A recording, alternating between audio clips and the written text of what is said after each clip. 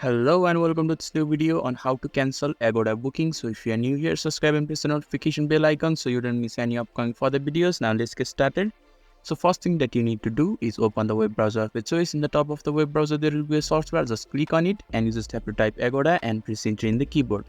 Now the search results will be shown to you. You just have to click on the first search result and the Agoda official website will be open right in front of you. This is the interface that is shown to you when you have logged in and signed up successfully.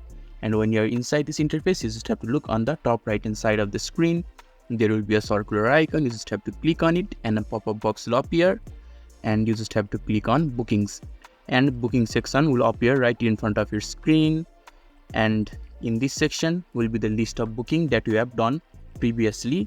And under the booking, there will be an cancel button. So in order to cancel the booking, you just have to click on the cancel button of the particular booking that you want to cancel, and you will be able to cancel Agoda booking successfully.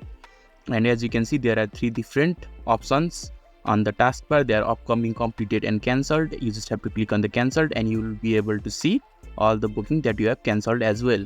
So this is how you can cancel Agoda booking. So if this video is helpful to you, don't forget to leave a like button. Thank you.